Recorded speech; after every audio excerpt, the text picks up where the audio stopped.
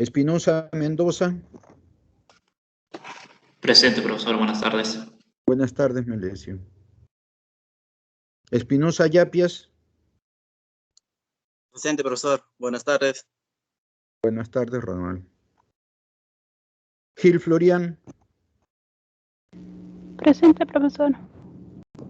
Buenas tardes, Sheila. Hernández Díaz. Buenas tardes, profesor. Presente. Buenas tardes, Juanita. Heisen Flores. Presente, profesor. Buenas tardes.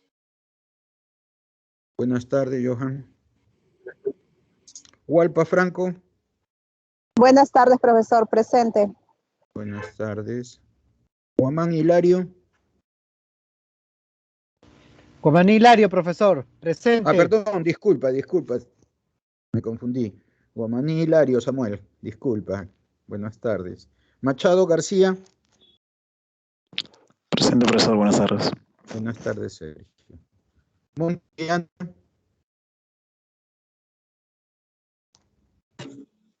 Presente, profesor. Correcto, Liliana. Najarro Méndez. Presente, profesor. Buenas tardes. Buenas tardes, Lisette. Quevedo Almanza. Buenas tardes, presente, profesor. Buenas tardes, Camila Rojas Pajuelo. Presente, profesor. Buenas tardes. Buenas tardes, Luis. Silva Suárez.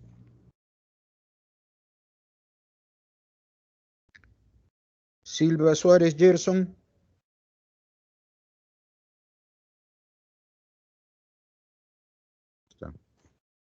Tarazona Ramírez. Presente, profesor. Buenas tardes. Buenas tardes, Mario. Tepe Legua. Buenas tardes, profesor. Presente. Buenas tardes. Tuce Bautista. Presente, profesor. Buenas tardes. Buenas tardes, José. Aspicueta Juan. Aspicueta Santos. Presente, profesor. Buenas tardes. Buenas tardes. Luna Maita.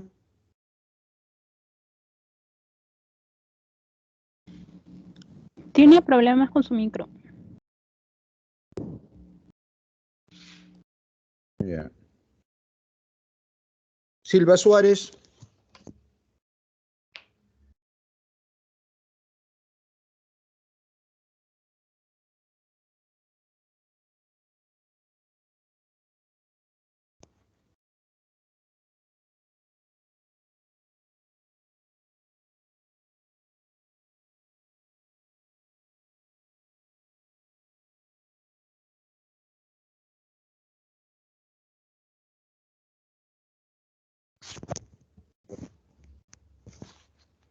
Bien.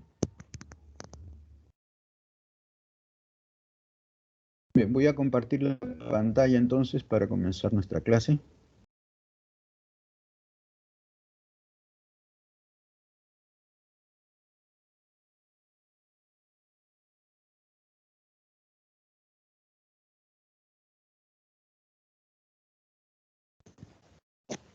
¿Me confirma si están viendo la pantalla, por favor?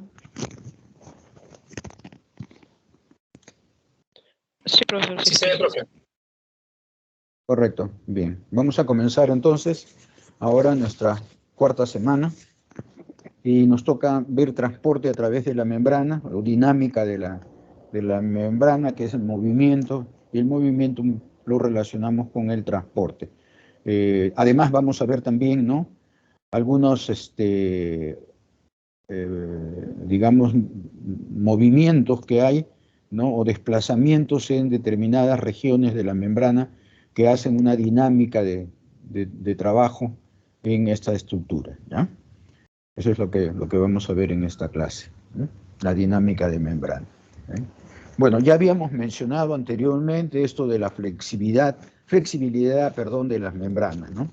Habíamos mencionado ejemplos como la emisión de pseudópodos para desplazarse, ¿no?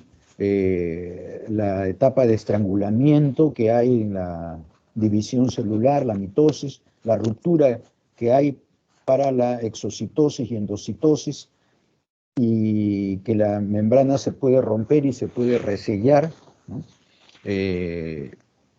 Y sin perder su estructura y características, ¿no? Y esto se debe fundamentalmente a que entre las moléculas que la componen hay interacciones débiles, como es en el ordenamiento de los lípidos, ¿sí? La membrana puede estar en estos dos estados dependiendo de la temperatura. Un estado líquido ordenado, como dice acá en la figura. Observen las secuencias hidrocarbonadas, ¿no? O las colas hidrofóbicas de los fosfolípidos, ¿no? Y aquí observen el estado desordenado, ¿no? En el cual se encuentran cuando se calienta, ¿no? O sufre un aumento de temperatura esta estructura, ¿no? Pasa del estado L0, del estado ordenado, al estado desordenado, ¿no? De las cadenas hidrocarbonadas. Esto se logra con el calor. A esto también se le conoce como el estado paracristalino o estado gel, y a este un estado fluido, ¿no? Hay más movimiento de las moléculas, ¿no? Repito, y esto obedece al calor. Esta transición no cambia la forma, ¿no? La estructura de la membrana, ¿no? Y se producen más bien, o se debe a que se producen movimientos laterales y rotacionales de sus moléculas, ¿no? En las moléculas lipídicas sobre todo, ¿no? A una temperatura fisiológica dentro de los organismos vivos que puede oscilar entre 20 y 40 grados, ¿no? Los ácidos grasos de cadena larga y saturados tienden a empacarse en la fase de gel. ¿Ok? Mientras que los insaturados, ¿no? Más bien tienden a estar en el estado de desordenado, ¿no? Y ustedes deben conocer que los dobles enlaces insaturados tienen dobleces por justamente su insaturación, ¿no? Y a esto se debe ese efecto. En cambio, los ácidos grasos saturados más bien, ¿no? Son rectos, ¿no? No hay quebraduras en su estructura, y estos tienden a empacarse, a unirse más en las interacciones hidrofóbicas. Por eso es que están en preferencia, ¿no? En el estado ordenados, están ordenados. Y más bien los cortos e insaturados tienen más libertad de movimiento, ¿no? Y tienden a permanecer en el estado desordenado, ¿no? Los esteroles, recuerden ustedes, el colesterol o el grupo de esteroles es una molécula amplia, voluminosa, ¿no? Y también tiene efectos sobre la fluidez, ¿no? Ya que puede interactuar con los fosfolípidos por interacciones hidrofóbicas, ¿no? Sobre todo aquellos que contienen ácidos grasos insaturados, ¿no? Más bien ahí ellos, en el espacio que dejan los dobleces del doble enlace, pueden entrar ahí, ¿no? Y de alguna manera empacarse y impedir el movimiento libre que tenían antes, ¿no? Esa es un poco la idea, ¿no? En cambio, ¿no? Con los esteroles y esfingolípidos y fosfolípidos, las cadenas largas y saturadas tienden a darle más bien fluidez. Ahí no pueden encajar, ¿no? Y más bien los abren y les dan más fluidez, les crean más espacio, ¿no? Eso va a depender evidentemente de la composición de las membranas, ¿no? En algunas membranas, ¿no? Hay fosfolípidos, esfingolípidos y colesterol, ¿no? Y forma regiones en el estado L, rodeado de regiones pobres, ¿no? En estado LD. O sea, pueden coexistir incluso dependiendo de la composición lipídica, ¿no? ¿Ya? Entonces hay regiones donde puede haber, ¿no? Partes de las membranas, ¿no? Que tienen, repito, fosfolípidos y esfingolípidos, ¿no? Y con el colesterol los ponen en estado L0. Y más bien alrededor pueden tener regiones pobres en colesterol que están en el estado LD. Bueno, las células regulan esa composición, ¿no? Regulan la composición de su membrana, ¿no? Dependiendo de las condiciones de su crecimiento o desarrollo. O sea, regulan la composición con el propósito también de regular su fluidez, ¿no? Porque no puede estar en una forma rígida, ¿no? Aquí en este cuadro vemos un ejemplo de lo que acabamos de decir. Miren ustedes, esta es la composición de ácidos grasos de Escherichia coli, cultivado a diferentes temperaturas, 10, 20, 30, 40 grados. Y miren la composición de ácidos grasos, ¿no? A 10 grados, ¿no? Vamos a coger los extremos, ¿no? El ácido mirístico y el ácido palmítico, 14, 16, cadenas largas, ¿no? 4 y 8. 4 y 18, perdón, ¿no? En cambio, a 40 grados, ¿no? Que se entiende la temperatura favorece a la fluidez, ¿no? Estos ácidos grasos aumentan casi al doble, miren, ¿no? Más del doble todavía. ¿Con qué? Con el propósito de darle más rigidez, ¿ya? Estos se empacan, ¿no? Como son cadenas largas, sin doble enlace, ¿no? Más bien tienden a aumentar en porcentaje, ¿ah? Para regular esa fluidez de la membrana. Si no hicieran esto, su membrana acá estaría totalmente fluida, ¿no? En cambio acá, de alguna manera, restringen esa fluidez, ¿sí? O la regulan, la controlan, pasando por estas temperaturas intermedias. Veamos en el otro caso, ¿no? Más bien, estas tienden, como están a L0, ¿no? Al ordenado. Y aquí, el ácido palmitoleico con un doble enlace, o el oleico con un doble enlace también, ¿no? Miren cómo acá, a 10 grados tienen estos porcentajes y a 40 grados más bien disminuyen, ¿no? ¿Okay? ¿Por qué disminuyen? Porque estos más bien tienden a la fluidez, al estado desordenado, ¿no? Si se mantienen acá, ya prácticamente no podrían coexistir en la célula. Entonces, disminuyen en su concentración para poder regular. Aumentan los insaturados y disminuyen, perdón, aumentan los saturados y disminuyen los insaturados para poder regular esa fluidez de membrana, ¿no? ¿Ok? Ven acá también la relación insaturado sobre saturado, 2.9 y acá 0.38, ¿no? Porque aquí de por sí la temperatura hemos dicho que favorece el desorden, ¿no? Y para mantener esa regulación, ¿no? Aquí hay un predominio, una mayor cantidad de ácidos grasos saturados sobre los insaturados, ¿no? Bien. Estos lípidos de membrana pueden moverse, ¿ya? Pueden moverse lateralmente, ¿no? Y incluso de una capa a la otra, dentro de la bicapa, de una capa externa hacia a la capa interna.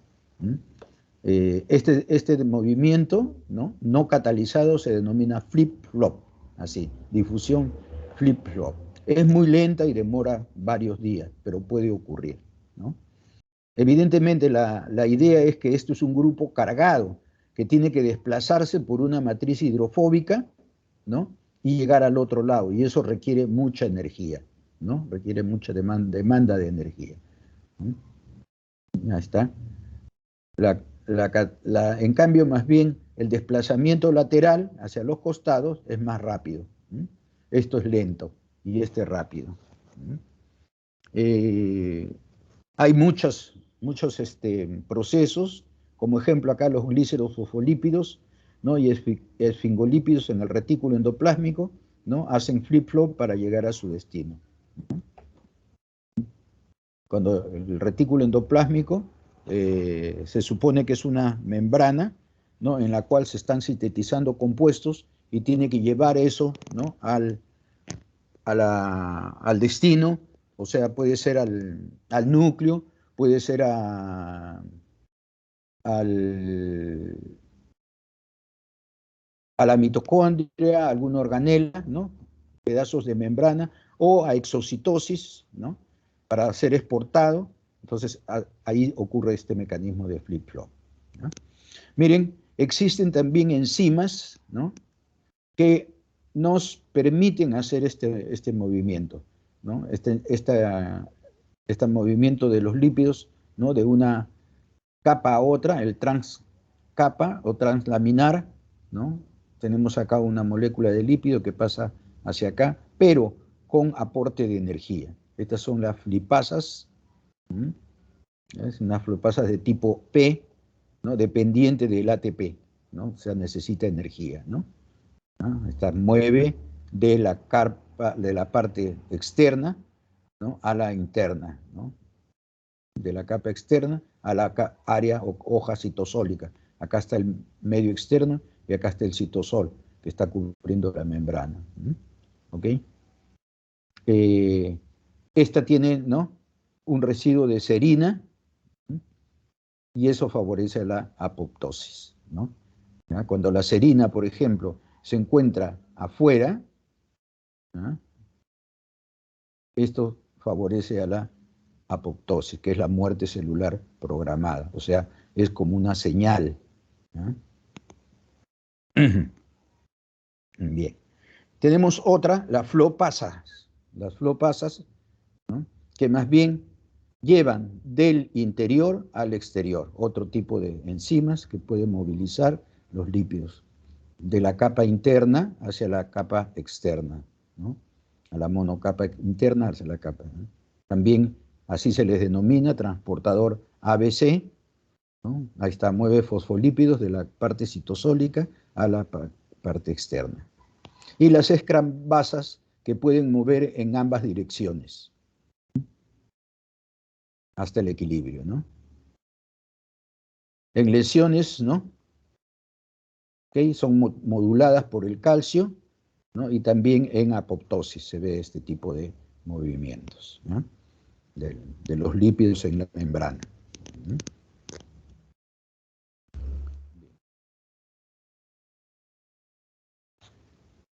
Una prueba de que esto ocurre, ¿no?, una prueba de que este movimiento de los lípidos ocurre, se hace o se ha hecho a través de esta técnica del FRAP, ¿no?, a través de esta técnica del FRAP, que es el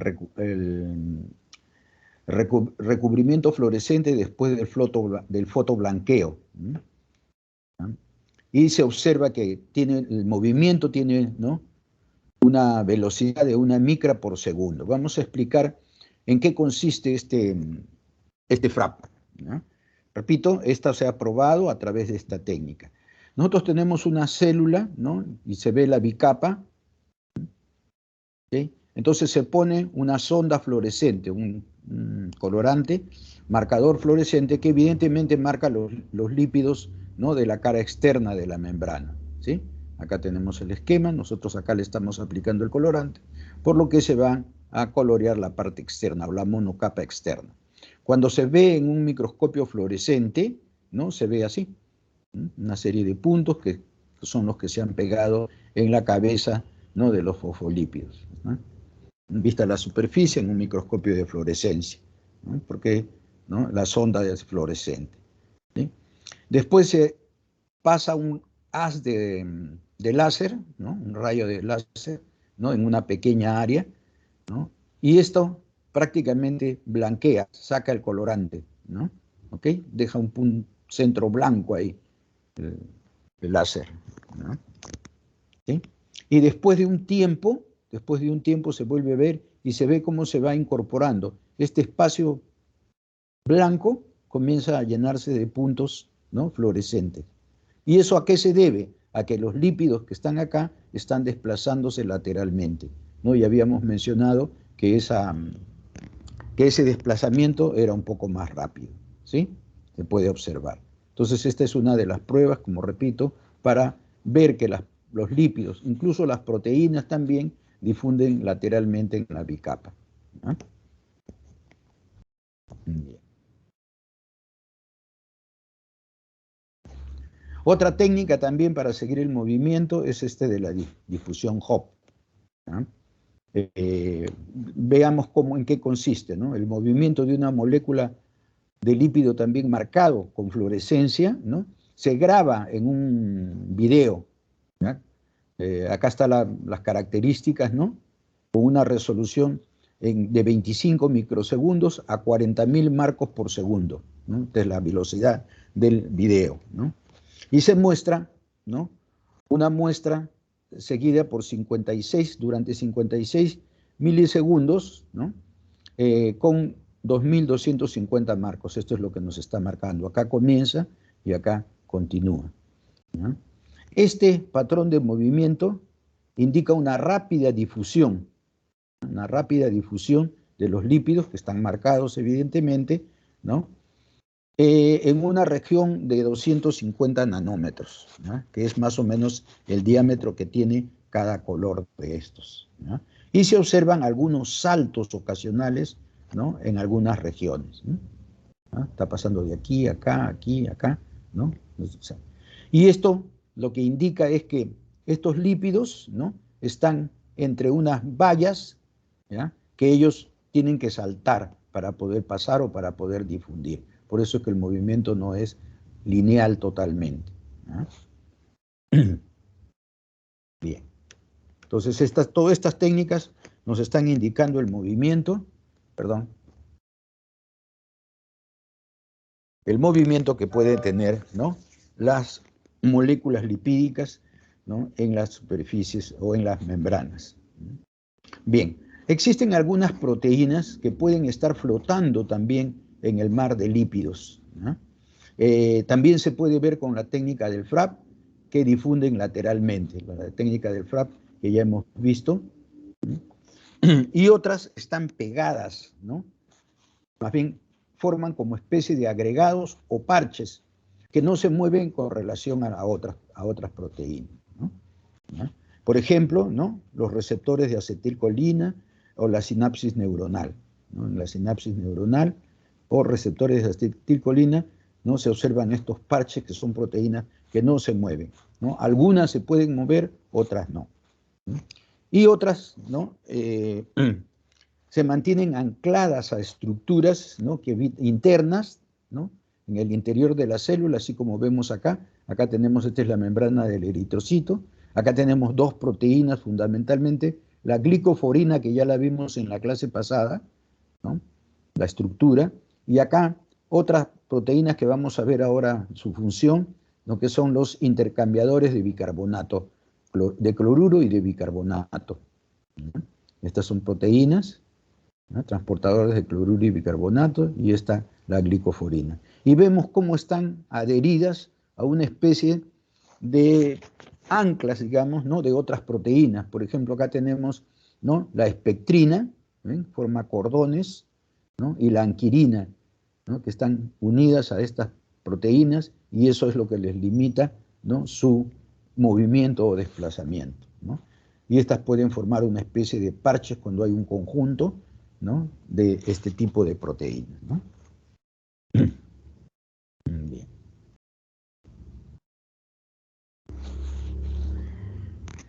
Otro tipo de estructura que también se ve es esta que puede estar, ¿no? Relacionada con glicoesfingolípidos, ¿no?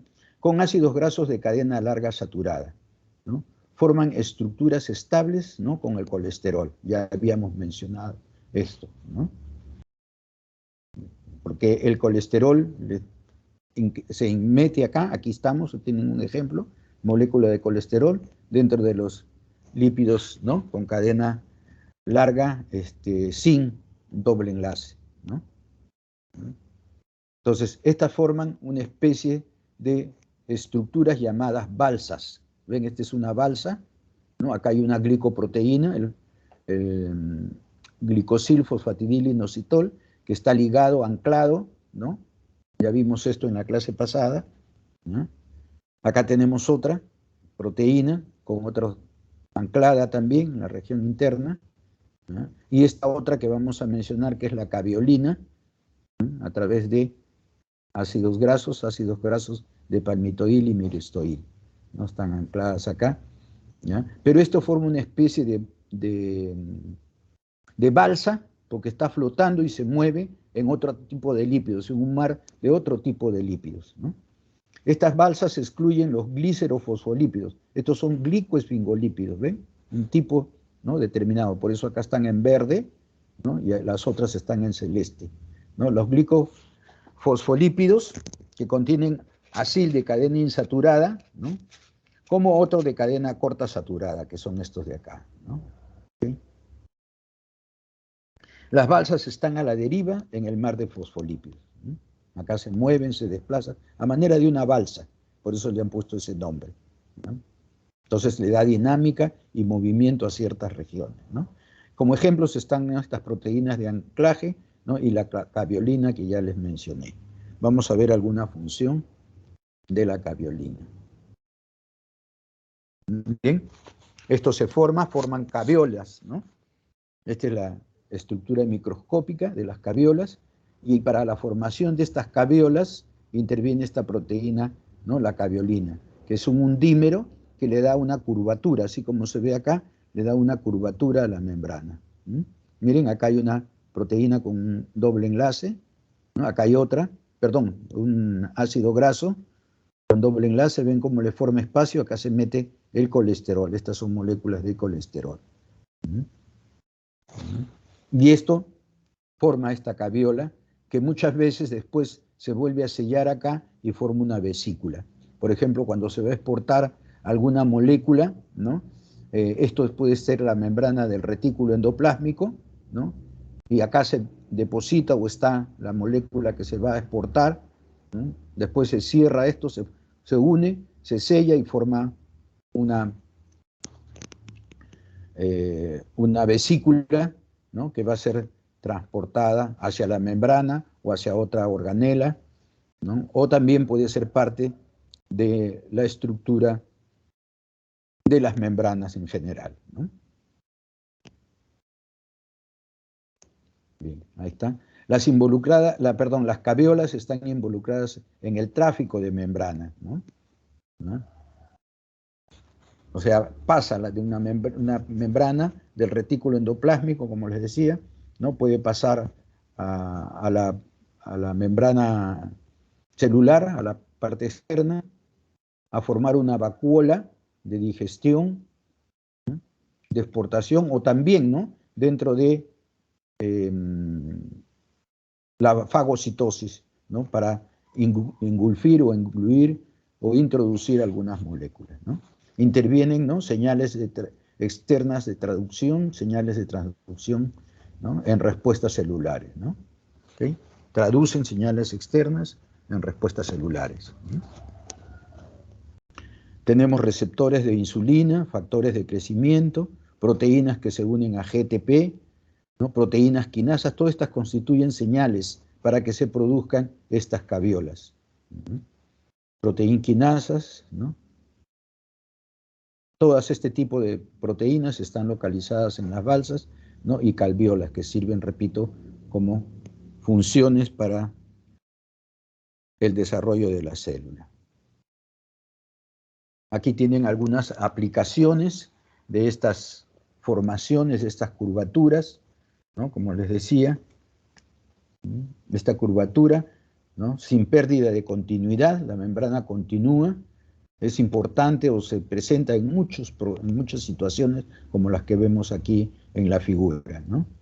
Estos involucran reorganización de membrana con fusión de segmentos, como les explicaba anteriormente. Acá tenemos el retículo endoplásmico que me he estado refiriendo, ¿sí? De acá se forma una vesícula, ¿ven? Acá probablemente se haya producido alguna sustancia de interés que tiene que exportarse, esta puede ser, ¿no?, una proteína, un lípido, ¿no?, algún compuesto, ¿ven?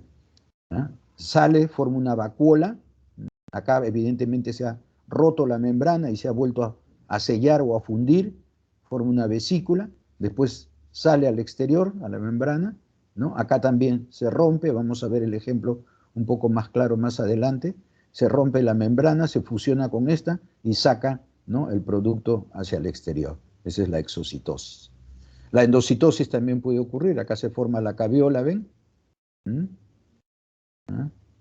Esto puede ser algunas sustancias que deben ser transportadas al interior de la célula. Muchas veces esto resulta de señales, ¿ya?, como vamos a ver en los ejemplos anteriores. Esta vesícula, ¿no?, o esta invaginación se forma como producto de una señal. Puede ser el contacto de estas partículas que se van a englobar, ¿no?, como vemos acá. Esto se cierra después, se sella, ingresa al exterior de la célula, ¿no? Y luego se junta con una vacuola para digerirlas, ¿sí?, con otra vacuola, ¿no?, que tiene enzimas, ¿no?, para digerir, ¿no?, hidrolizar, y se forma la vacuola acá, que degrada esta sustancia, ¿no? Y ya o lo lleva o lo vierte, ¿no?, a la célula, dependiendo de cuál sea la función. Otro ejemplo es la infección viral. El virus en su membrana, ¿no?, tiene algunas sustancias, tiene proteínas que son reconocidas por la célula, y prácticamente desarrolla esto mismo, ¿no? ¿Okay? Abre un poro, el virus vierte su material genético, por lo general así es la infección viral, ¿no?, para que pueda infectar la célula en este caso, ¿no?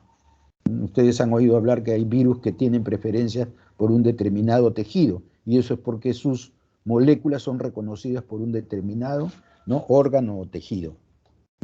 Esto es específico, por eso decíamos anteriormente que son respuestas a señales, ¿no?, a hormonas, a proteínas que puedan ser de membrana, o que se disparan frente a algún modulador. Bien. Acá también otro ejemplo de este proceso es la fusión, ¿no?, del espermatozoide, ¿no?, con el huevo o con el óvulo, ¿no? También, ¿no?, cómo entra el espermatozoide al óvulo, cómo es reconocido, ¿no?, por este tipo de fenómeno, ¿no?, por esta interacción, ¿no? El espermatozoide tiene moléculas, ¿no?, en su membrana externa, que son reconocidas por la membrana del óvulo, ¿no?, y facilita o permite, ¿no?, su ingreso. Y acá también en fusión de vacuolas en las plantas, ¿no? Las plantas tienden a almacenar sustancias de reserva que son sintetizadas en una determinada organela, ¿no?, y luego son emitidas a través de vesículas de membrana que se fusionan para formar una vacuola grande, ¿no? Y el otro caso que hemos mencionado también es el de la división celular, ¿no? Cuando la célula se divide en dos, se produce un estrangulamiento y se fusionan, ¿no?, estas superficies, dividiendo la célula en dos, ¿no? Esto se da en la mitosis. Bien. Ahí está. La fusión específica de dos membranas, entonces, requiere todas estas características, ¿no? Reconocimiento entre ellas, indiscutiblemente, ¿no? Las superficies deben estar opuestas, ¿no? Se mueven las moléculas de agua que pueden estar hidratando la cabeza de los lípidos, la cabeza polar, ¿no? Se rompe la estructura de la bicapa, fusionando la cara externa de cada membrana. Eso se llama hemidifusión. Se fusionan las capas para formar una bicapa simple y continua. ¿Ven? Acá la fusión mediada por el receptor o secreción regulada requiere que el proceso sea iniciado en un tiempo determinado, ¿no?, o en respuesta a alguna señal, ¿no? Esto puede ser, como digo, ¿no?, una hormona, por ejemplo, ¿no?, para el desarrollo de la vacuola que va a absorber la molécula que se va a integrar. Bueno, aquí hay unas proteínas integrales de membrana, que son las proteínas de fusión, así se les denomina porque van a fusionar las membranas, ¿no?, y son las que llevan a cabo este proceso, que las vemos acá. Estas proteínas de fusión, hay un grupo de ellas que se llaman SNARes, ¿no? Aquí tenemos, vean, cómo se juntan. Acá están las proteínas SNARes, que de alguna manera ligan, ¿no?, a la membrana, ¿no?, que se va a fusionar con la otra membrana, ¿no? Están en posición opuestas. Estas se van enrollando, si vale el término, las aproximan, las ajustan, y acá se comienza la fusión, ¿no? Primero las dos externas, miren, acá ya se han fusionado las dos externas, ¿sí?, y luego la otra interna con esta, ¿sí?, se rompe y se fusionan, ¿no?, y ya se produjo, ¿no?, la incorporación. Acá están incorporando el contenido que tenía esta vesícula en el interior de la célula, por decir, ¿no?, y las membranas quedan fusionadas.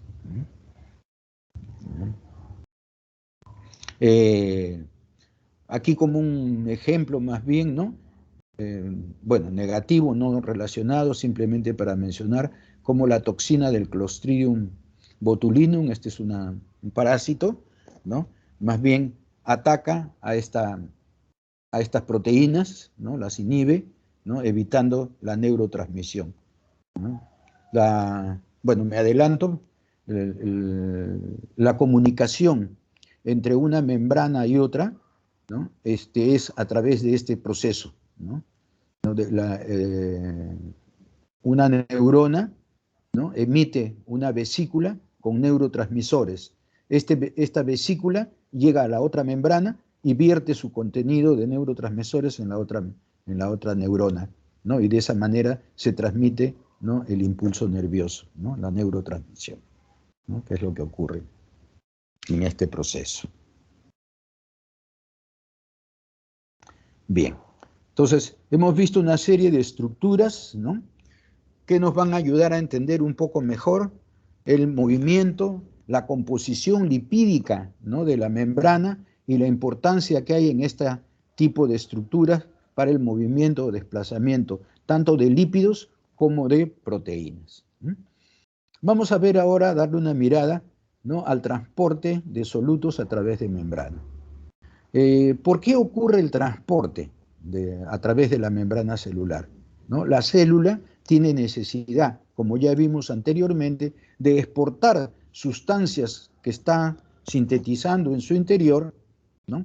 Como también de importar nutrientes o materia para la fabricación de estos compuestos. Entonces, tiene que haber un transporte, tiene que haber una comunicación de la célula con su medio. Vuelvo a repetir, para sacar productos o también eliminar productos de desechos, ¿sí? O para incorporar sustancias, ¿no? Vamos a ver los tipos de transporte y qué es un transportador, ¿no?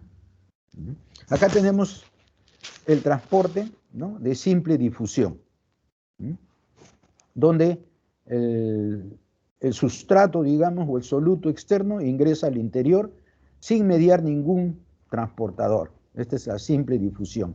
Pero solamente pasan compuestos no polares, ¿no? Para que pueda atravesar, ¿no? Esta bicapa hidrofóbica, ¿no? Y es bajo su gradiente de concentración, de una concentración mayor a un compartimiento de concentración menor. Esa es la simple difusión, ¿no? Hay otra, ¿no? ¿Qué ocurre? Que es la difusión facilitada.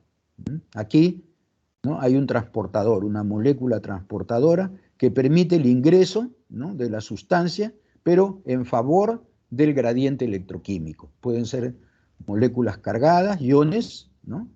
O pueden ser moléculas hidrofóbicas, ¿sí? O, perdón, hidrofílicas, ¿no? Que no pueden pasar por la bicapa hidrofóbica, ¿no? Y ingresan a través de este transportador. Lo hacen bajo su gradiente, ¿sí? De una concentración mayor a una concentración menor. Este es el transporte activo primario. Aquí las moléculas pasan contra el gradiente electroquímico. Aquí en el exterior están en menor concentración y pasan a un compartimiento de mayor concentración, contra un gradiente. Acá era al revés, acá iban de mayor a menor, ¿no? Acá de mayor a menor, y van en ese sentido.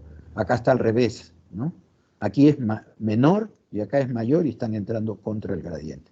Este transportador requiere energía, ¿no? Y esta energía es aportada por la hidrólisis del ATP. Este es otro tipo de transporte, transporte activo secundario, en el cual pasan dos moléculas, ¿no? Pasan dos moléculas. Una que está bajo un gradiente de concentración, ¿sí? Aquí, este ion está pasando, ¿no? Pero hay otra molécula que está pasando también en el mismo sentido, pero esta está en favor del gradiente de concentración, ¿no? Esta pasa en favor de su gradiente de concentración y el transporte de esta, ¿no? La fuerza con que ella impulsa, ¿no? A que ingrese este ion, ¿no? Molécula cargada, ¿no? Este soluto, repito, está en mayor concentración, va en favor del gradiente y impulsa a la otra para que pueda ser transportada. Otros son los canales iónicos.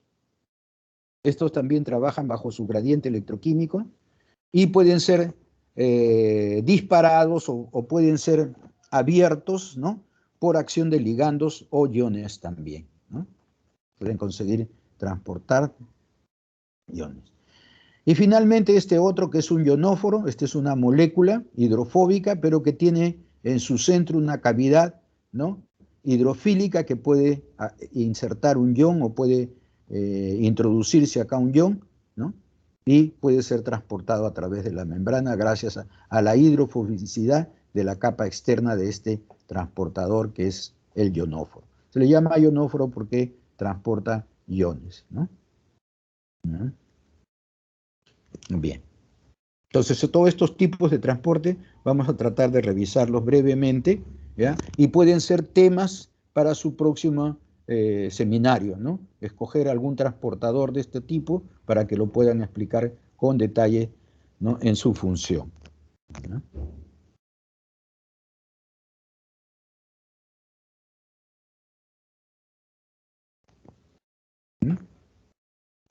Bueno, aquí el transporte pasivo es facilitado por proteínas, ¿no? El de simple difusión, el soluto se mueve por simple difusión, ¿no?, a través de una membrana y va en favor de su gradiente, ¿no? Y se transporta hasta que alcanzan el equilibrio, ¿no? Esto es para el caso de moléculas que pueden ser transportadas, ¿no? Y el gradiente electroquímico transmembrana, ¿no?, un potencial de membrana, ¿no?, con un voltaje determinado, ¿sí? La dirección del movimiento depende del gradiente de concentración del soluto y del gradiente electroquímico. O esto también es el potencial eléctrico. Acá, ¿qué cosa observamos? ¿No? Una dispersión de cargas. Acá hay un predominio de cargas negativas en este compartimiento, en este otro compartimiento, ¿no?, un predominio de cargas positivas. Estas cargas tienden a fluir hasta que, ¿no?, hay un equilibrio de cargas, ¿no? El gradiente electroquímico se equilibra, ¿no?, y ya no hay más movimiento neto, ¿no?, de la parte. Todo ello sigue la segunda ley termodinámica porque las moléculas incrementan su entropía, ¿no? Bien, aquí no hay más detalle. Aquí el paso de un soluto polar o con carga eléctrica a través de la membrana. Algunas consideraciones generales, ¿no? Este transporte, tenemos un soluto acá que siempre está rodeado de moléculas de agua, ¿sí? ¿Okay? Debe de dispersar esas moléculas de agua, atravesar la membrana hidrofóbica, ¿no?, y luego en el interior, en el otro lado, nuevamente rodearse con las moléculas de agua, ¿no? Eso requiere, ¿no?, una alta cantidad de energía. Vean, la curva roja, ¿no?, es la simple difusión sin el transportador. Miren la cantidad de energía que se requiere, ¿no? En cambio, con el transportador, ¿no?, la molécula que permite el pasaje, ¿no?, la variación de energía es mucho menor, ¿sí? Eso hace que la velocidad del transporte, ¿no?, con el transportador sea mucho más rápido que sin ella. Esto es muy difícil, casi imposible por decirlo, ¿no? Acá tenemos el ejemplo, ¿no?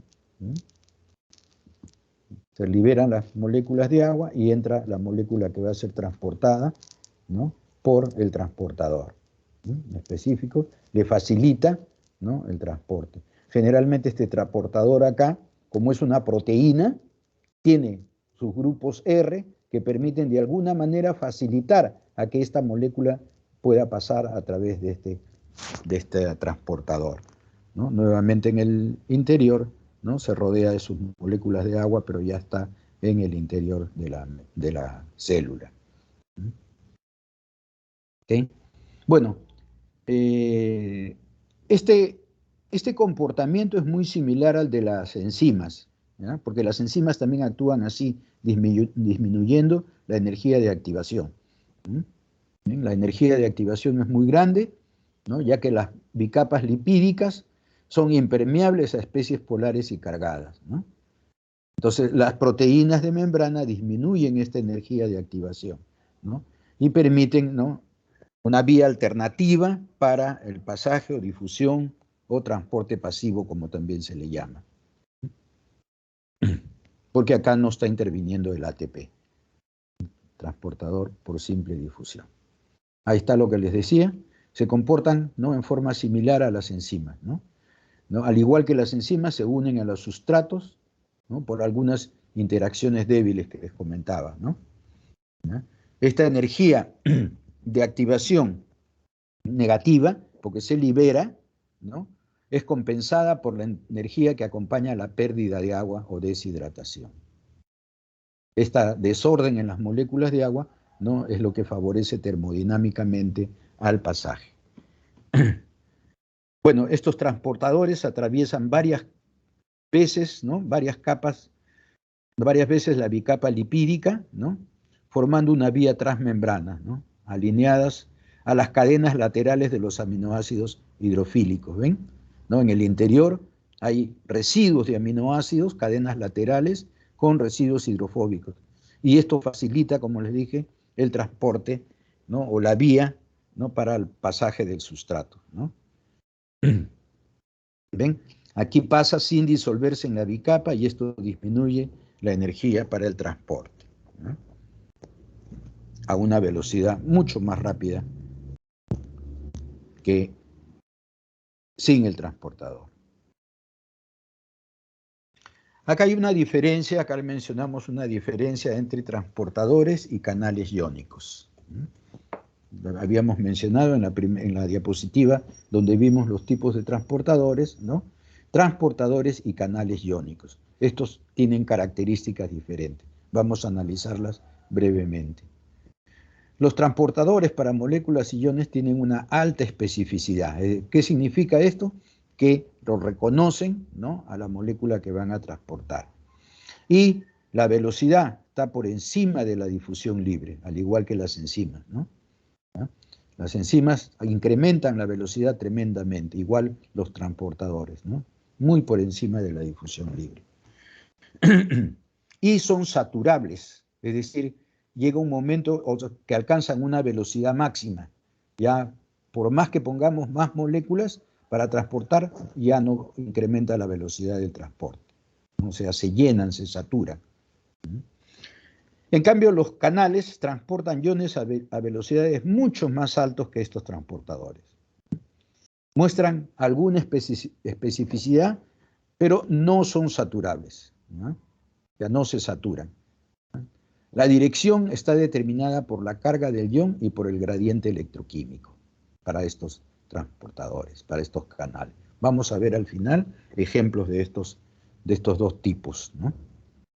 Bueno, hay familias, ¿no?, de varios tipos definidos de cada uno de ellos, ¿no?, de acuerdo a su estructura proteica. Ya habíamos visto en la clase pasada, ¿no?, cómo se ordenaban: alfa hélices, estructuras en beta, ¿no?, alrededor, con las cadenas o residuos hidrofóbicos, ¿no?, hacia el exterior, en contacto con la bicapa, y en el interior, ¿no?, residuos hidrofílicos más bien, que facilitan el transporte, ¿no?, y los iones también, para moléculas y iones, o en este caso los canales, también tienen ese tipo de estructura.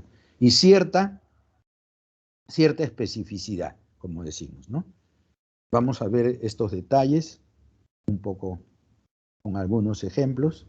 Acá tenemos un ejemplo de un canal. Es un canal. Y este es el transportador. Acá se abre la puerta y ingresan los residuos, los grupos iónicos. Aquí en el transportador se alternan las puertas, ¿no? Aquí hay una puerta que se abre para dejar salir unas moléculas y otra que ingresa. Después se abre la otra puerta en el exterior, ingresa unas moléculas y sale otro tipo de moléculas, ¿no? Estas moléculas evidentemente son diferentes, como vamos a ver en los ejemplos que vienen a continuación. El poro, en este caso, está abierto o cerrado. Cuando está abierto, ¿no?, los iones se mueven a una velocidad limitada por la velocidad de difusión máxima. Acá, a su máxima velocidad, ingresa, ¿no? Hasta que se cierra la puerta, evidentemente, ¿no? En cambio, en el transportador, estos tienen dos puertas y nunca están abiertas las dos, ¿no? El movimiento del ion o molécula está limitado por el tiempo en que una puerta se abra o cierre de un lado, ¿no? Y para el otro lado, ¿no? Ingresa, se cierra esta y se abre la otra, y de eso depende la velocidad.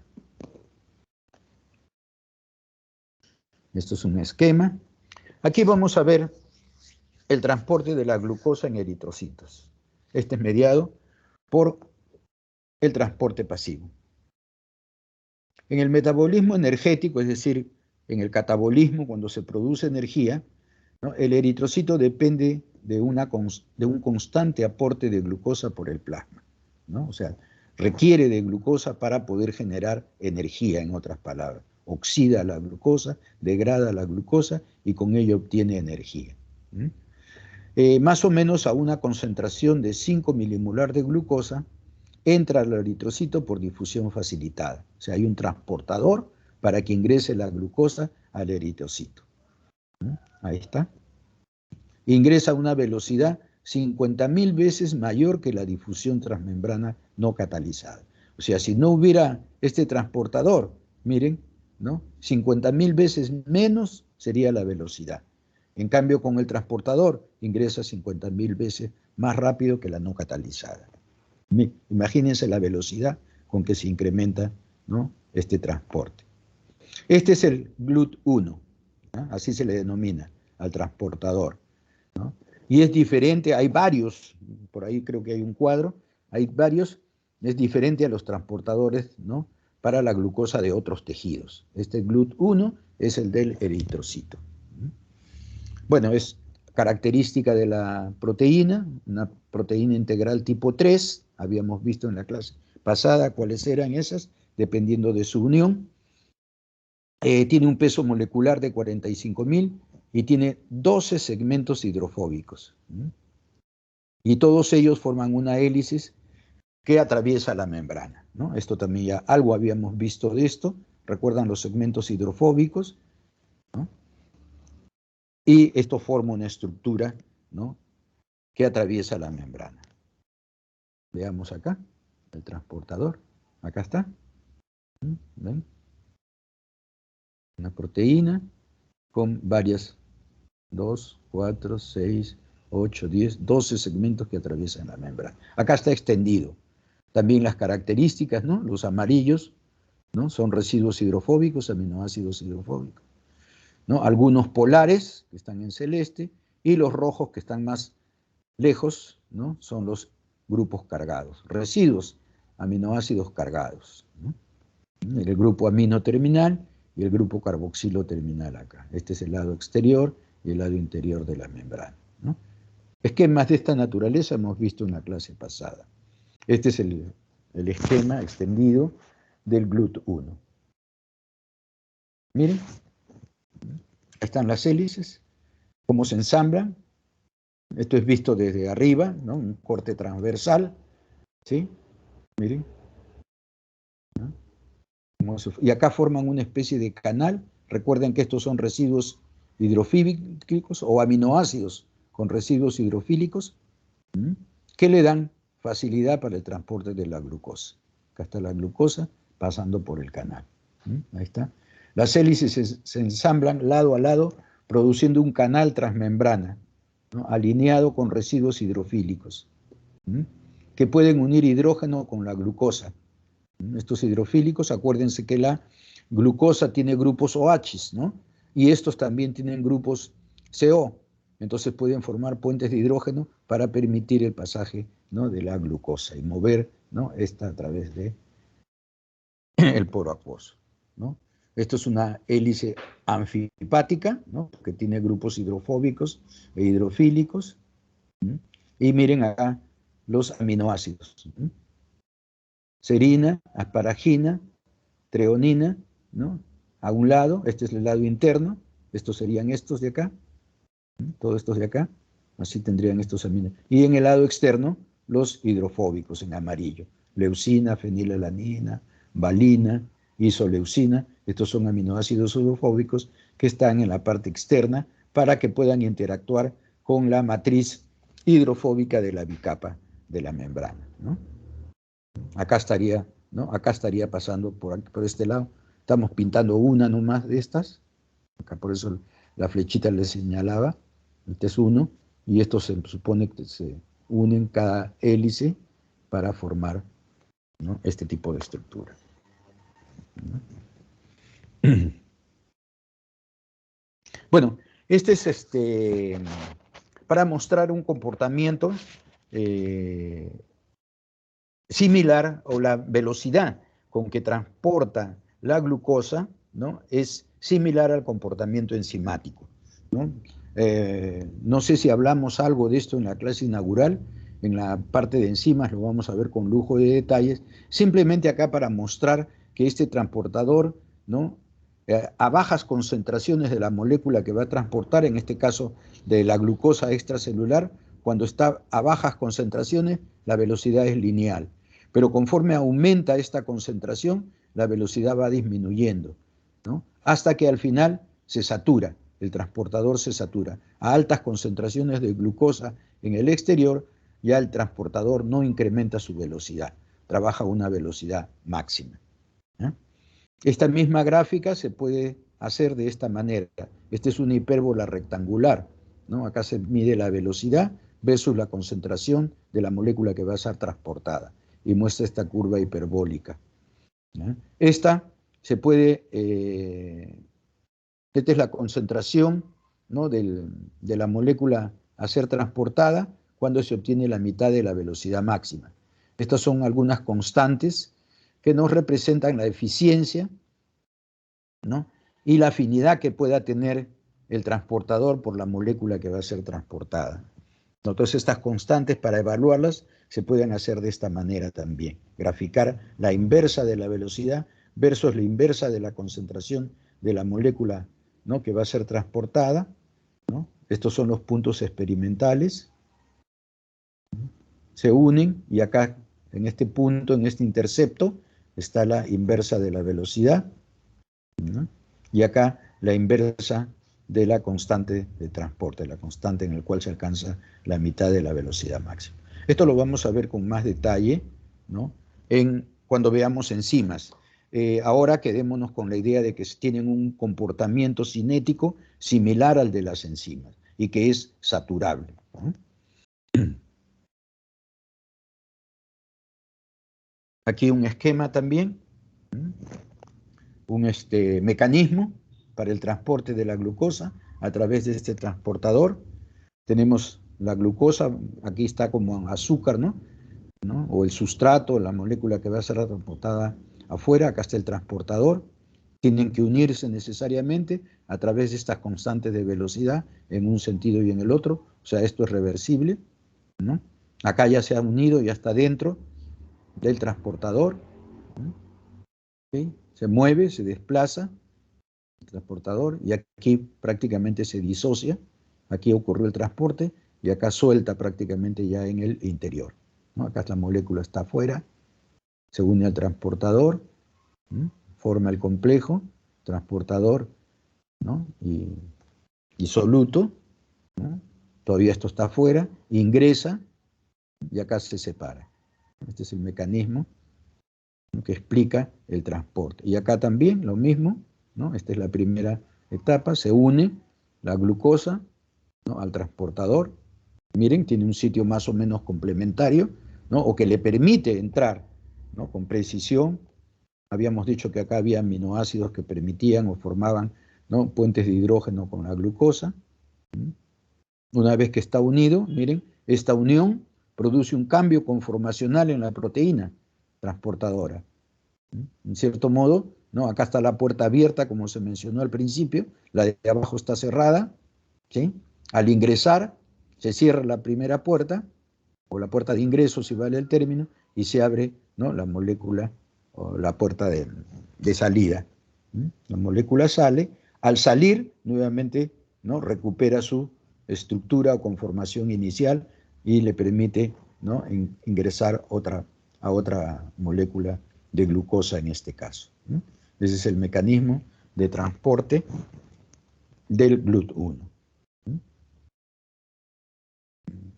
Esto evidentemente está dibujado así por el dibujo en el esquema, ¿no? No es que se esté desplazando el transportador a través de la membrana, ¿no? Simplemente son los planos para entender la figura o el mecanismo, ¿no?, que se ha propuesto acá arriba, ¿no? Esto es lo que está ocurriendo gráficamente en este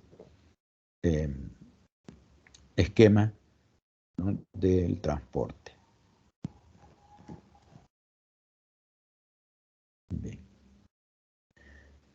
Bien, en principio dice el transportador puede mover la glucosa en ambas direcciones, pero GLUT1 se mueve, ¿no?, bajo el gradiente de concentración. ¿Por qué? Cuando entra la glucosa al interior de la célula, inmediatamente es utilizado, ¿no?, y ya no permite que regrese, ¿no?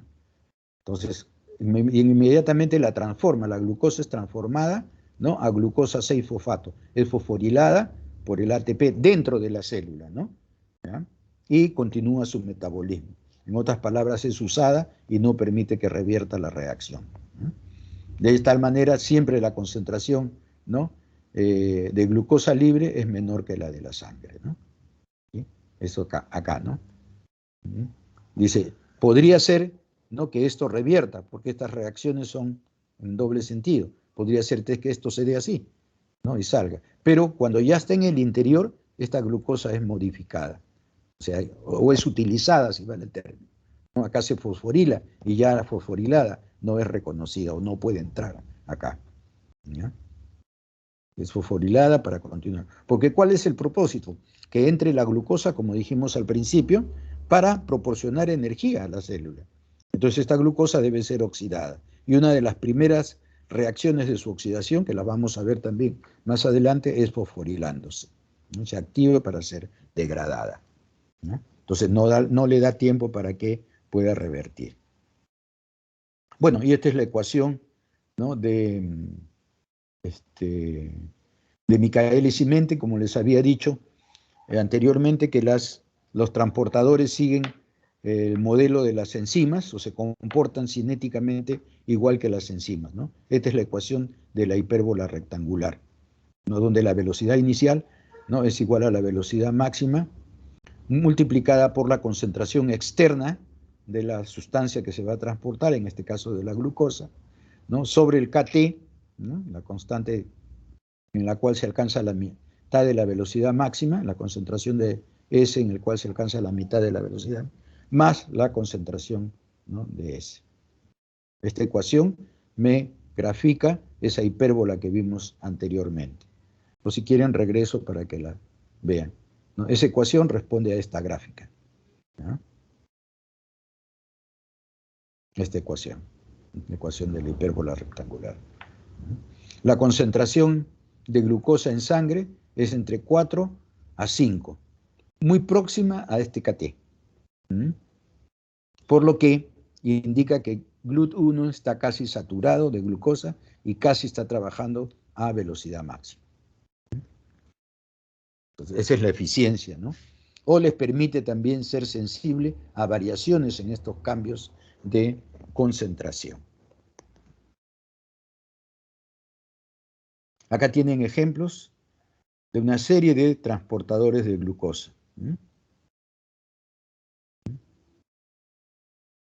En el páncreas, en el cerebro, en el músculo, cada uno con su número, su código. Hígado, páncreas, hígado, riñón, ¿no? Este es el gen que lo codifica, ¿no? Ahí ven, y el rol que cumple cada uno de ellos, ¿no? Todos son transportadores, ¿no?, de glucosa. Este puede transportar fructuosa también, ¿ve? Este es el intestino, testículos. Bueno, nosotros hemos visto el del glóbulo rojo, el de eritrocito, pero hay una serie de transportadores y cada tipo de tejido tiene su transportador con sus características evidentemente, ¿no?, definidas o determinadas. Bien, aquí hay otro tipo de transportador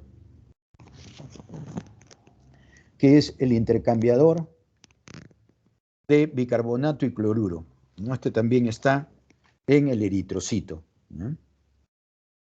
Le permite eliminar CO2 de los tejidos. Recuerden que nosotros oxidamos los nutrientes y los convertimos en CO2 y agua, pero este CO2 es tóxico para los tejidos y debe ser eliminado, ¿no? Este incrementa, ¿no? Lo transporta en forma de bicarbonato, el CO2 lo convierte a bicarbonato, vamos a ver, ¿no? Y la velocidad es más de 1 millón de veces. Miren, incrementa esta velocidad de transporte, ¿no? En cerca de 1 millón de veces. Que es una proteína integral de membrana, ¿no? Y probablemente se expande también unas 12 veces a través de la membrana, sus hélices en su estructura, ¿no?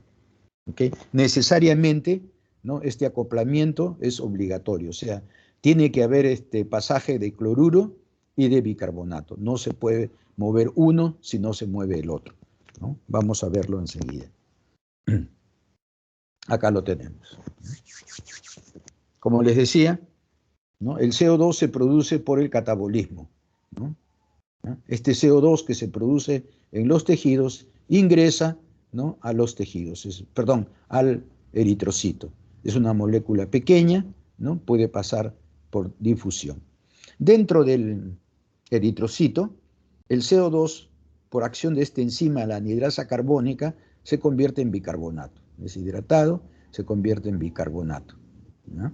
Una vez que se ha convertido en bicarbonato, acá está el transportador, el intercambiador, ¿no? Sale el bicarbonato y entra cloruro. Sale y entra este. Este se disuelve en el plasma, ¿no? ¿Ok? Y viaja, ¿no? Con la sangre hasta los pulmones. En los alvéolos pulmonares, otra vez ingresa el bicarbonato en el glóbulo rojo, en el eritrocito, ingresa el bicarbonato y sale el cloruro. Por eso se llama intercambiador bicarbonato-cloruro, ¿no? El bicarbonato entra en el eritrocito, ¿no? Y nuevamente se revierte esta reacción. El bicarbonato, por acción de la anhidrasa carbónica, se convierte en CO2 y agua. Este difunde y es el CO2 que nosotros eliminamos en la respiración, ¿no? A nivel del alvéolo pulmonar, este CO2 sale del eritrocito, difunde y nosotros lo eliminamos, ¿no? En la respiración. De esa manera podemos eliminar a una velocidad tremenda este CO2, ¿no? Que, repito, si se quedara, ¿no? Sería perjudicial o dañino para la salud del humano. Entonces, este es un intercambiador, ¿no? De cloruro bicarbonato, que funciona en un sentido y en el otro, dependiendo evidentemente de las concentraciones.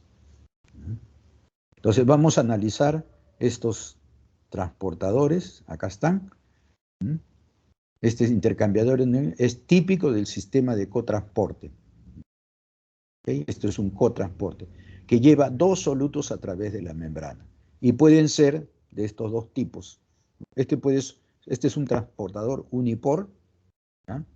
Estos son los cotransportadores porque llevan 2 solutos y puede ser que los 2 entren en un mismo sentido, entonces se le denomina symport, porque los 2 entran, ¿no? En forma semejante o en dirección semejante, ¿ya? ¿Ok? Vamos a ver ejemplos de esto. Y este es el antiport, porque entra uno y el otro sale, ¿no? En este caso el intercambiador cloruro es un transportador antipor o transporte antipor, ¿no? Porque entra uno y sale el otro. ¿Okay? Bien.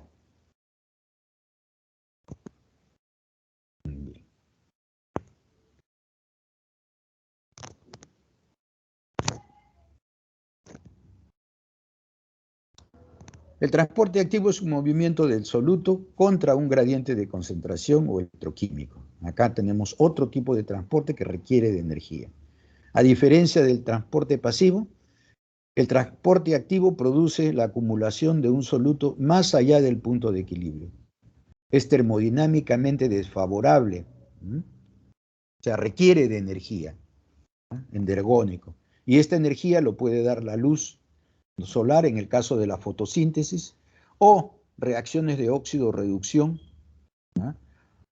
Para el caso del metabolismo en los organismos animales, ruptura del ATP, o también puede ser que una especie pase ¿no?, ingrese en favor de su gradiente electroquímico. Esa sería la energía, ¿no? Si hay una sustancia que en el exterior esté a mayor concentración, ¿no?, y ahí hay un potencial eléctrico o de concentración, y eso es un potencial energético que sirve para el transporte también. Acá tenemos ejemplos. Dos tipos de transporte activo, miren. Aquí el soluto está en mayor concentración en el exterior, aquí en el interior está en menor concentración. Sin embargo, es transportado contra el gradiente, el transporte activo primario. Para pasar esta sustancia contra el gradiente de concentración, se requiere la hidrólisis del ATP. O sea, la energía para vencer, ¿no?, este proceso, ¿no?, que es endergónico, lo da o se acopla a este proceso exergónico. Que este se llama transporte activo primario. En cambio, miren este. Aquí tenemos X que está en bastante concentración en el exterior y acá en el interior, ¿no?, está a baja concentración. Esto es un gradiente de concentración y esto es una forma de energía. Estas moléculas tienden a pasar, ¿no?, al interior porque están en mayor concentración en el exterior, ¿sí? Entonces, este transportador le permite el paso, pero como está en mayor concentración acá, lo hace con fuerza, con energía. Y esa energía sirve para pasar ese de menor concentración a otro de mayor. Este es el transporte secundario activo. Evidentemente, a medida que X va entrando y transportando S, esta concentración va disminuyendo. Por lo tanto, X también tiene que volver a salir. Y lo hace a través de este transportador utilizando energía de la hidrólisis del ATP, ¿no?, similar a este. ¿Se dan cuenta? Entonces acá está, este es un transporte activo secundario. Indirectamente también depende de ATP, ¿no? Pero el pasaje directo es por la energía de uno de ellos, de las moléculas que van a transportarse, en sentido de su gradiente, ¿no?, de concentración. Vuelvo a repetir, la energía de este gradiente permite el ingreso de esta otra en contra del gradiente. Pero este debe retornar a su estado inicial, ¿no?, y para ello se requiere de otro transportador que requiere de ATP. Bueno, se puede estimar o se puede calcular la energía, ¿no?, y esta es la variación de energía libre, ¿no?, es igual a la variación de energía libre estándar por R, que es la concentración, perdón, la constante general de los gases, expresada en unidades de energía, la temperatura absoluta, por el logaritmo neperiano de la cantidad de producto sobre S, ¿no?, la molécula que se va a transportar, en la concentración 1 y concentración 2, como manifiesta acá, ¿no? Este es para enzimas, producto, sustrato. Cuando se transporta un soluto, acá está aplicado a el transporte, cuando se transporta un soluto de la región de C1 a otra C2, ¿no?, sin formación ni ruptura de enlaces, entonces esta variación de energía estándar es 0, ¿no? Y se puede escribir esta reacción, ¿no?, que la variación de energía del transporte es igual a R por T por el logaritmo neperiano de la concentración final entre la concentración inicial, ¿no?, antes del pase. Para un ejemplo, ¿no?, uno con una diferencia de concentración de 10, ¿no?, para mover una mol de una energía no cargada a 25 grados centígrados, acá está el ejemplo. R, el valor de R, la temperatura en grados Kelvin, y acá está el logaritmo neperiano de la diferencia de concentraciones, ¿no? 10, una molécula pasa de una concentración de 1 molar a 10, ¿no?, y se resuelve y nos da 5.700 joule por mol o 5.7 kilojoule por mol, ¿no? ¿Está? La diferencia de concentración era 10, no está cargado, entonces no hay problema. Y aquí un problema, para que ustedes lo resuelvan, calcular la energía al bombear un soluto no cargado contra un gradiente de concentración de 10 a la 4 veces más, ¿no?, a 25 grados. ¿no? Ahí está la respuesta para que ustedes lo ejerciten o hagan el ejercicio. Este es cuando hay carga, cuando un soluto es un ion, ¿no? El movimiento sin un contraión resulta de una separación endergónica. Se requiere de energía, ¿no? De cargas positivas y negativas. Esto produce un gradiente electroquímico, un potencial electroquímico y un transporte electrogénico. Acá está la energía. Se da por la suma de los gradientes electroquímicos que acabamos de ver, y a esto hay que adicionarle, ¿no?, el electroquímico.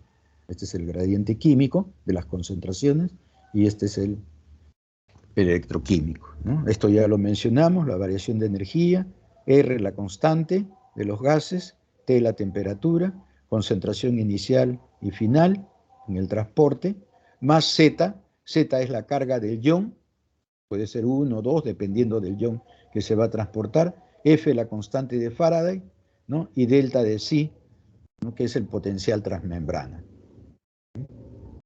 Acá está Z, la carga del ion, F, la constante de Faraday, 96.480 Joule por voltios por mol, ¿no? Y delta de psi, ¿no?, el potencial de membrana en voltios. Este potencial para células eucariotas es de 0.05 voltios con el interior negativo. En la mayoría de las células, una diferencia de 10 veces en concentraciones iónicas a través de su membrana plasmática o intracelular. Y en muchas células, ¿no?, este es un proceso que evidentemente consume energía, ¿no?, la mayor parte de la energía incluso, porque es necesario que se produzcan estos gradientes electroquímicos. Aquí un ejercicio. Calcule la energía en volver calcio del citosol, de esta concentración, 1 por 10 a la menos 7, al fluido extracelular, donde la concentración es 1 milimolar, ¿no?, a 37 grados centígrados, y que tiene un potencial de membrana de 50 milovoltios, con el interior negativo, ¿no? Aplicamos la ecuación que nos decía que es, ¿no?, R por T, a temperatura absoluta, por el logaritmo de la diferencia de concentraciones, concentración inicial, concentración final, está acá, nos lo dan, 10 a la menos 7, 1 milimolar, acá lo ha convertido, ¿no?, porque acá estaba en molar y milimolar, por eso le pone 10 a la menos 3, más el potencial eléctrico, ¿cuánto? La carga es 2, y la constante de Faraday, y el potencial de membrana, ¿no? Resolviendo esto da 33 kJ por mol. Es la energía para bombear estos iones calcio. Evidentemente acá, en estos transportes, el ATP juega un rol fundamental, ¿no?, en estos transportes activos, el que proporciona la energía. Bien. Existen una serie de enzimas denominadas ATPasas, ¿no?, que sufren fosforilación en su ciclo de catálisis, ¿no? Estas son una familia de transportadores, ¿no?, que son fosforiladas por el ATP. O sea, su actividad, su transporte activo depende de la hidrólisis, ¿no?, del ATP, que fosforilan una región de la enzima y produce un cambio conformacional para que pueda ocurrir el transporte, ¿no? Este cambio es fundamental. Hay, miren, en humanos cerca de 70 ATPasas de tipo P, ¿no?, estas que sufren fosforilación. Muchas son similares en su estructura de aminoácidos y su topología. Sobre todo cerca del aspartico. Ahí tienen un residuo aspartico característico y es en este residuo donde ocurre la fosforilación para que se produzca el cambio conformacional.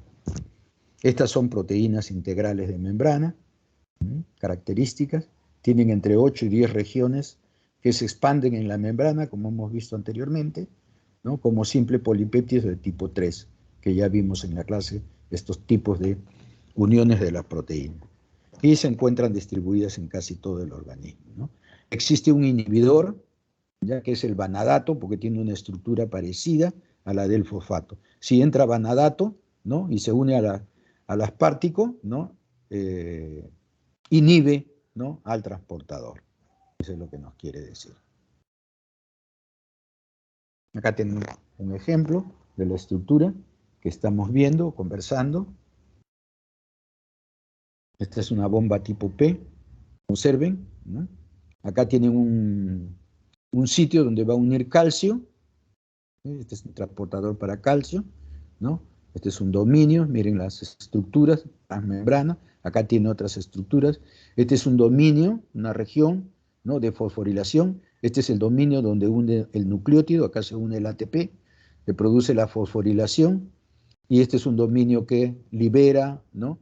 El compuesto ya, ¿no? Remueve el ATP para que se componga o se reconstituya la puerta que se abre en un sentido y en el otro, como ya dijimos anteriormente.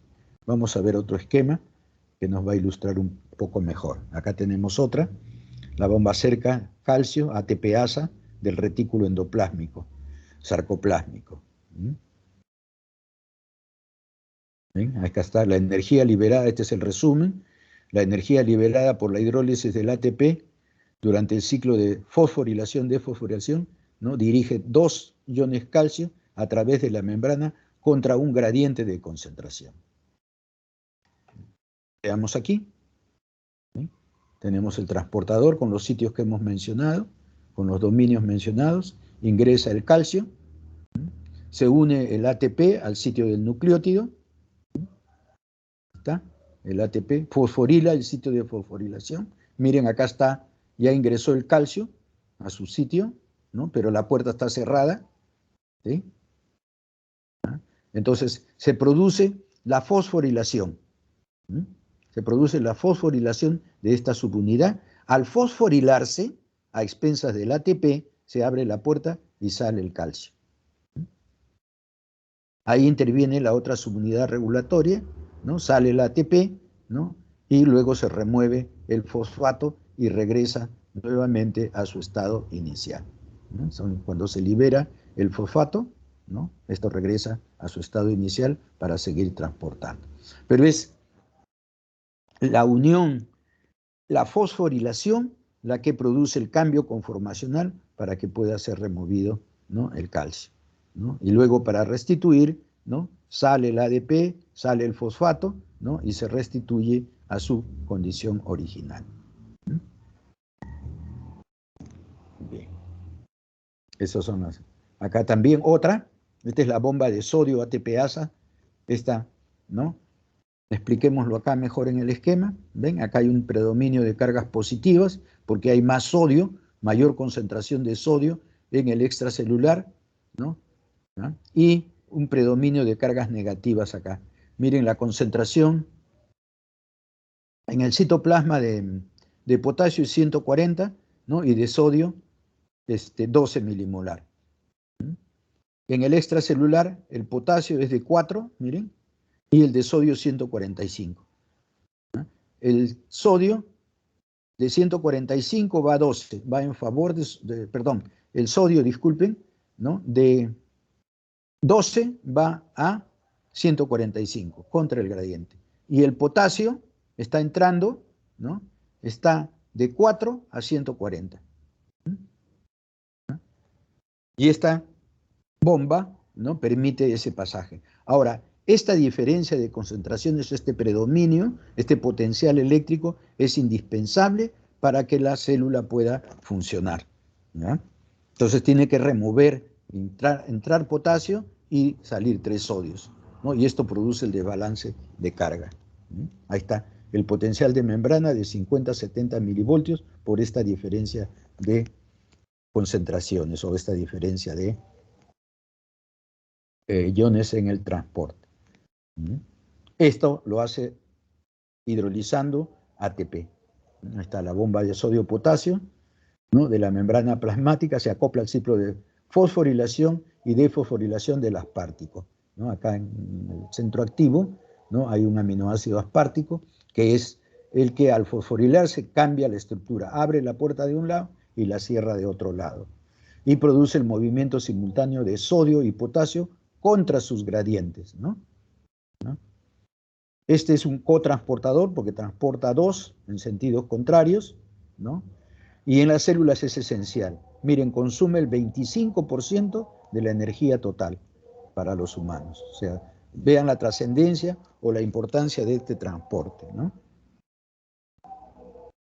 Acá tenemos también la misma. ¿No? Tenemos, ingresan, ¿no? Del interior, 3 sodios. Está la puerta abierta al interior, 3 sodios. Ingresa el ATP, ¿no? Entre el ATP, fosforila, se produce el cambio conformacional. Al fosforilar al aspartico, se abre la puerta. ¿Ok? ¿Ya? Salen los sodios e ingresan potasios. Al abrirse la puerta de acá, al exterior, salen los sodios, entra el potasio. Al removerse los grupos fosfatos, vuelve a cambiar la estructura del transportador, se abre la puerta de acá y salen los potasios. Entonces, esta fosforilación y desfosforilación del transportador es lo que hace que cambie la estructura del transportador para permitir la entrada de uno del interior al exterior, la salida de uno y la entrada, ¿no?, del otro del exterior al interior. Ese es el mecanismo como se explica estos transportadores. Existen varios tipos. Otro tipo, las ATPasas de tipo 5 y F, estas dirigen bombas de protones, transfieren protones. Las de tipo 5 son vacuolares, acidifican compartimentos intracelulares, ¿no? Algunos compartimentos ácidos dentro de la célula, ¿no? Mantienen vacuolas de hongos y plantas superiores a pH 3 y 6, miren, ¿no? Porque generan ese transporte de iones o de protones, ¿no? También actúan en los lisosomas. Recuerdan, los lisosomas son los encargados de la digestión en la célula, vacuolas que tienen un pH ácido, ¿no? Endosomas, complejos de Golgi, vesículas secretorias, etcétera, ¿no? Que tienen un pH ácido. Todas tienen una estructura, todos estos transportadores, una estructura similar y un dominio integral, ¿no?, transmembrana, ya como todos los transportadores, ¿no? Un B0 que actúa como un canal de protones y un dominio periférico B1, así se les denomina, que contiene el sitio de unión para el ATP y la ATPasa, ¿no? Vamos a ver estos. Estos son dominios de la proteína que se les denomina así, ¿no? B0 y B1. Acá los tenemos, acá está el B1 y el B0. Miren cómo hay una parte, varias subunidades que atraviesan la membrana, ¿no? Y estos no. Estos se encargan de bombear protones, transportar protones, ¿no?, para generar gradientes también de protones, ¿no? Estas son las del tipo 5 y esta es la del tipo F, que nosotros la vamos a ver, ¿no?, con bastante detalle también cuando veamos fosforilación oxidativa. En este caso, más bien, los protones pueden entrar, ¿no?, a la matriz mitocondrial, como dice acá, y generar, y la salida, más bien, genera la síntesis de ATP, de ADP a ATP, ¿no?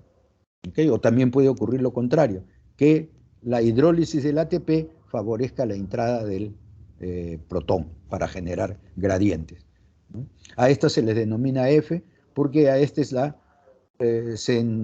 se conoció primero estos tipos de estructuras, ¿no?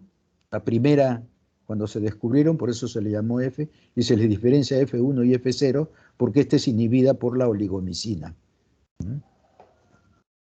Estas son las subunidades, acá se sintetiza el ATP, ¿no?, ¿ya?, por el transporte. Cuando se produce la cadena transportadora de electrones, hay un flujo de electrones fuera de la membrana, y cuando entran estos protones se sintetiza el ATP. Bien.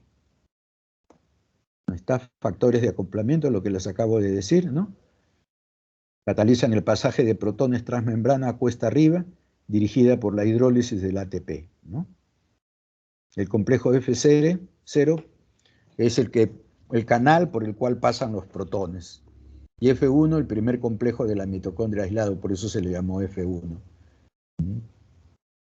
Esto debió ocurrir, esta organización o la creación de esto debió ocurrir muy temprano porque está presente, ¿no?, en todos los organismos prácticamente, ¿no?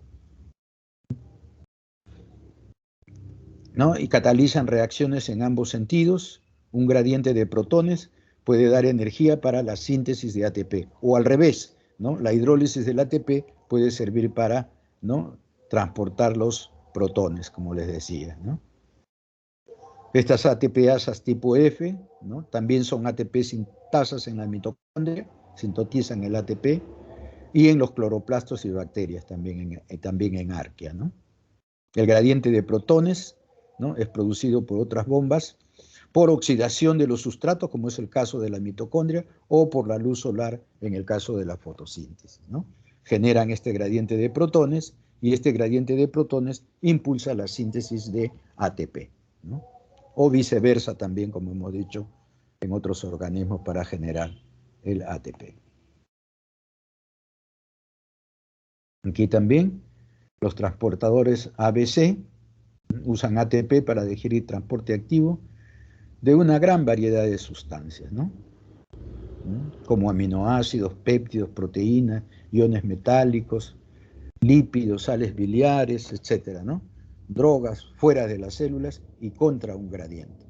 Acá hay un ejemplo, el MDR1, un transportador de esta naturaleza, ABC, y este, ¿no?, se le denomina glicoproteína P, ¿no?, y es responsable de la resistencia, ¿no?, de ciertos tumores a drogas, ¿no?, anticancerígenas, ¿no?, como la dramicina, el doxorubicina, la vinblastina. Las bombean fuera y, ¿no?, impiden el tratamiento, ¿no?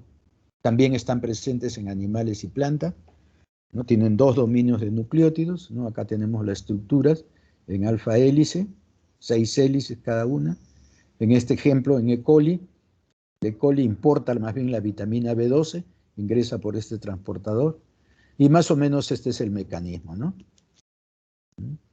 Acá tenemos, ¿no?, una proteína en la cual se une el sustrato, ¿no?, que es depositada en el transportador, ¿no?, y la hidrólisis del ATP fosforila una cierta región, ¿no?, que abre la puerta, como dijimos al principio, para que pueda ingresar la sustancia, ¿no? Casi todos estos, ¿no?, utilizan el ATP para el cambio de conformación estructural y permitir el cambio y el ingreso de la molécula que va a ser transportada. Ejemplos muy genéricos. Aquí, ¿no?, los gradientes iónicos proveen energía para el transporte activo secundario. Vamos a ver algunos ejemplos.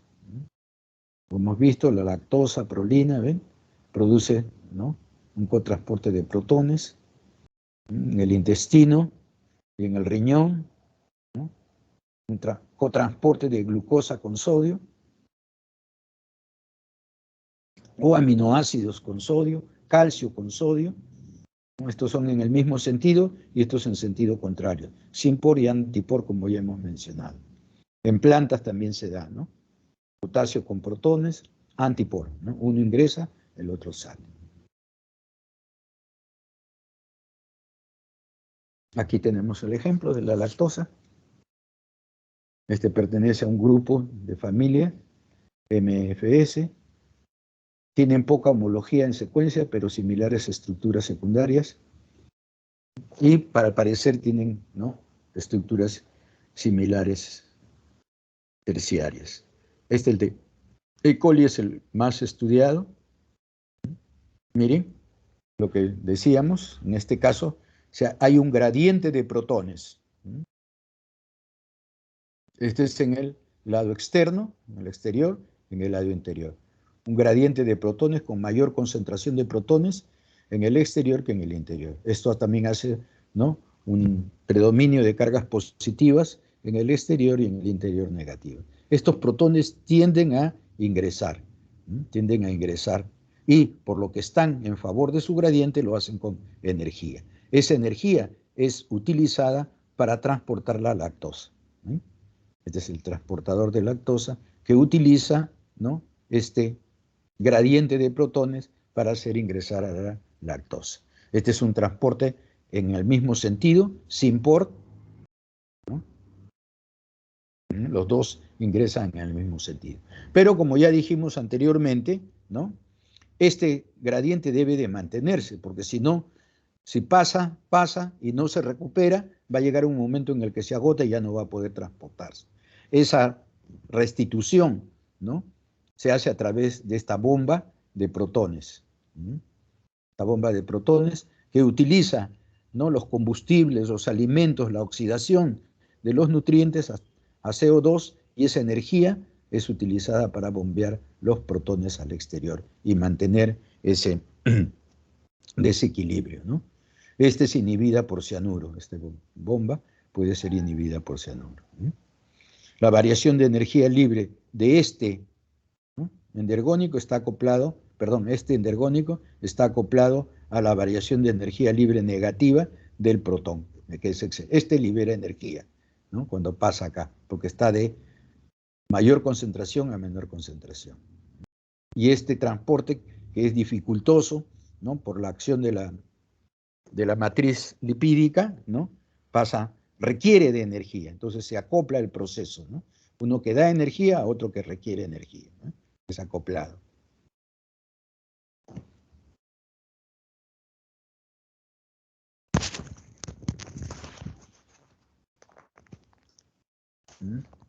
Aquí el acoplamiento, ¿no? De protones de la captación. 6 aminoácidos son esenciales dentro de este transportador. Aquí está la glucosa, acá hay unas cadenas, ¿ya? Y este cambio conformacional, miren cómo acá está abierto para que entre, ¿no? La lactosa, perdón, ¿no? ¿Ya? Y una vez que se produce la fosforilación, se produce el cambio conformacional y deja el pase de la glucosa, ¿no? Está dirigido por cambios de apareamientos, ¿no? De las cadenas laterales cargadas que son protonables, ¿no? Ese gradiente de protones al pasar protona estas gradientes, aminoácidos en estas cadenas verdes, ¿no? Glutámico 325 y arginina 302. Estos son protonados y se produce el cambio conformacional, ¿no? Para el pasaje de la lactosa. Más o menos el mecanismo. Cuando se han hecho mutaciones en estos aminoácidos, ¿no? Se resulta que ya no es capaz de acoplar al flujo de protones, ¿no? ¿Ah? O como también cuando se inhibe con cianuro, ¿ven?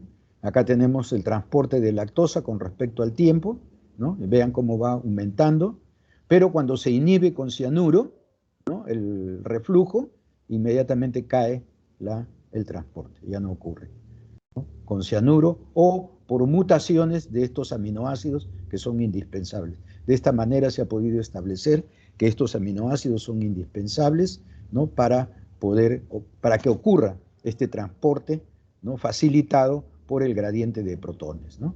Aquí, ¿no? En estas posiciones están ahí el glutámico 325 y la arginina 302. Entonces, si se inhiben esos, ¿no? Ya no puede ocurrir el transporte. Otro parecido, transporte de glucosa y aminoácidos en el epitelio intestinal. En este caso la glucosa. Este es el epitelio intestinal. Hay un transportador sin por en un sentido, entra la glucosa y el sodio, ¿no? El sodio lo hace, ¿no? En favor de su gradiente, dirigida por el extracelular, y ingresa la glucosa. ¿Okay?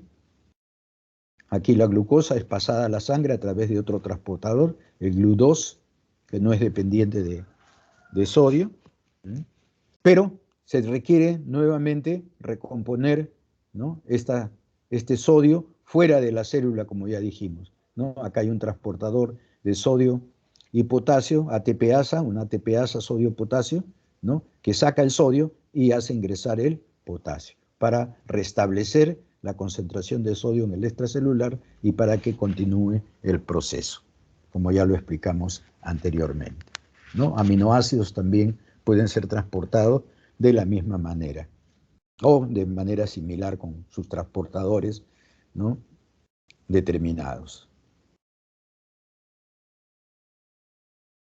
El rol esencial, ¿no?, de los gradientes de iones en el transportador, en el transporte activo y conservación de energía.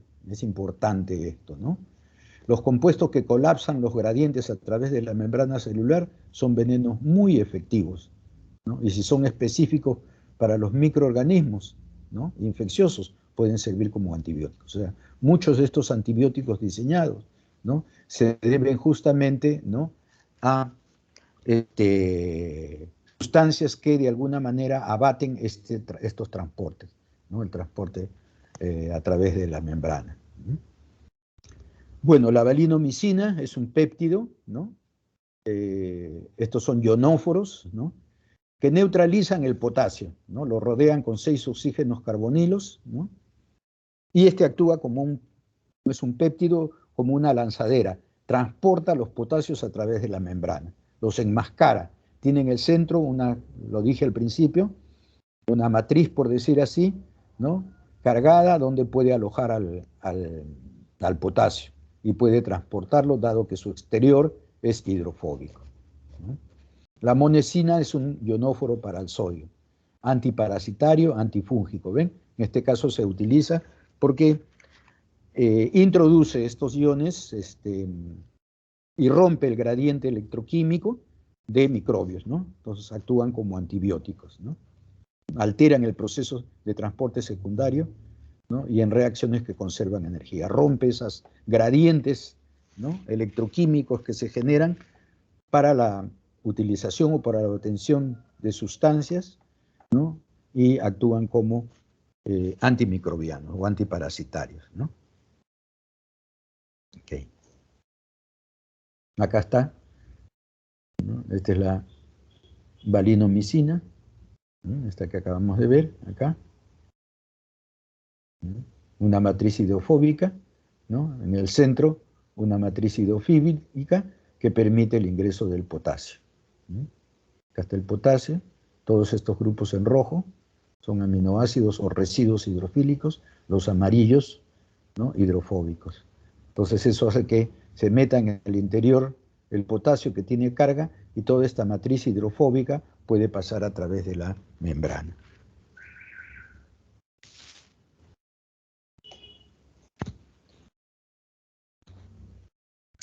Este otro tipo de transportadores, las aquaporinas, ¿no?, son canales que transportan agua, fundamentalmente, ¿no? Están prácticamente en todos los organismos, ¿no?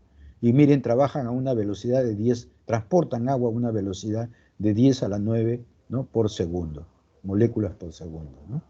En diferentes aquaporinas, ¿no?, y en diferentes tejidos, ¿no? Ven los lentes de los ojos, las córneas, en eritrocitos, riñones, etcétera, cerebro, músculo, en todos los tejidos prácticamente están, ¿no?, que transportan, ¿no?, agua. Acá tenemos, ¿no?, ¿ven? El agua pasa, ¿no?, con todas las subunidades, el agua pasa formando una columna de moléculas de agua, ¿no? Los oxígenos carbonilos, ¿no?, de estos enlaces peptídicos, ¿no?, de estas subunidades, ¿no?, forman una especie de puente de hidrógeno, ¿no?, ordenando las moléculas de agua. Las moléculas de agua no forman cadenas, no se unen, ¿ya?, sino simplemente se ordenan, porque si no ocurrirían los saltos de protones. Acá lo vemos bien. Hay residuos de histidina, ¿ya?, aquí, residuos de histidina, ¿ven? ¿Ya? Y estos permiten que solamente pase una molécula de agua por este poro, por este canal, por esta abertura. Por eso es que pasan en forma ordenada, ¿no? Y más bien, ¿no?, estos residuos de arginina positivos, ¿no?, que están por acá, impiden que pasen estos iones. No pasan iones, no pasan moléculas, solamente moléculas de agua. Y esto tiene un diámetro de 2.8 atros, muy similar o muy próximo al de la molécula de agua. Más o menos este es el mecanismo a grandes rasgos.